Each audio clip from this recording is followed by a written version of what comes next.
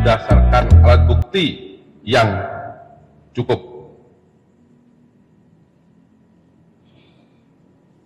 Kemudian, setelah dilakukan pemeriksaan kesehatan dan yang bersangkutan dinyatakan sudah sehat, selanjutnya tim penyidik melakukan penahanan terhadap para tersangka 20 hari ke depan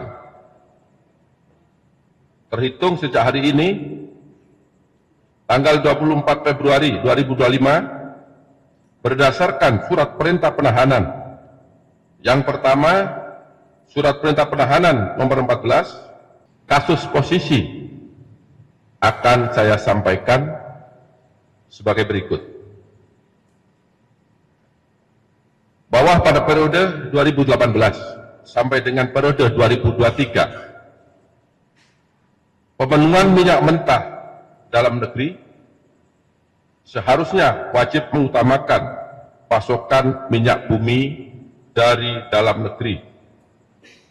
Dan Pertamina wajib mencari pasokan minyak bumi yang berasal dari kontraktor dalam negeri sebelum merencanakan impor minyak bumi sebagaimana diatur dalam pasal 2 dan pasal 3 Peraturan Menteri ESDM nomor 42 tahun 2018 tentang prioritas pemanfaatan minyak bumi untuk pemenuhan kebutuhan di dalam negeri.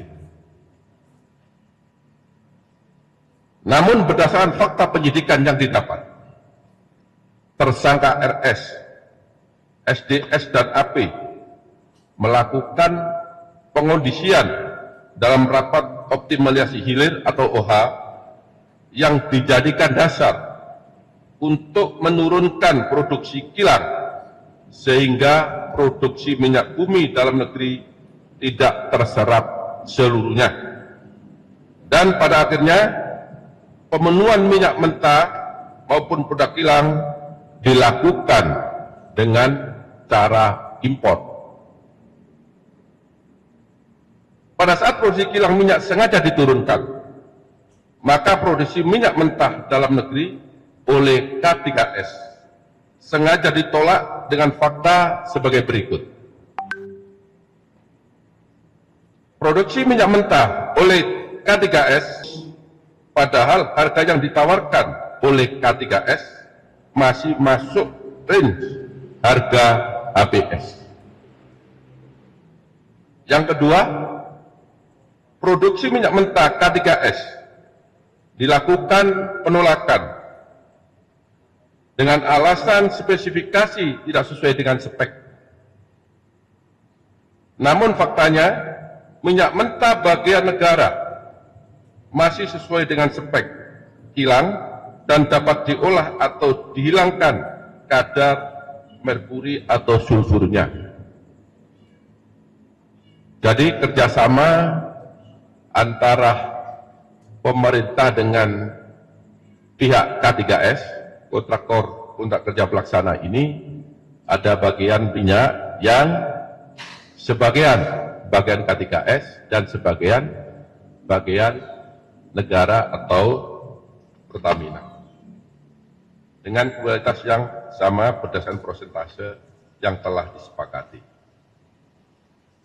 Pada saat produksi minyak mentah dalam negeri oleh K3S ditolak dengan dua alasan tersebut, maka menjadi dasar minyak mentah Indonesia dilakukan ekspor.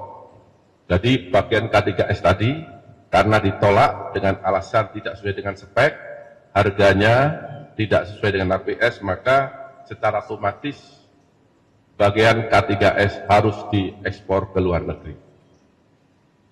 Pada saat K3S mengekspor bagian minyaknya karena tidak dibeli oleh PT Pertamina, maka pada saat yang sama PT Pertamina mengimpor minyak mentah dan produk kilang.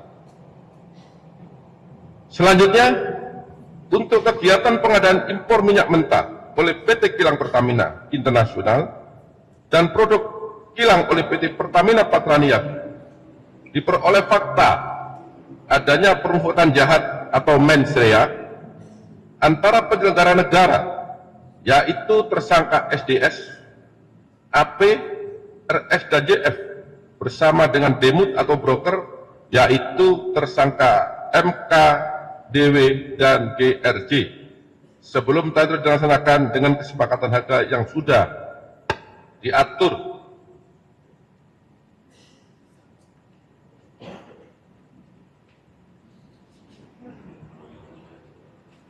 Yang bertujuan untuk mendapatkan keuntungan secara melawan hukum dan merugikan keuangan negara.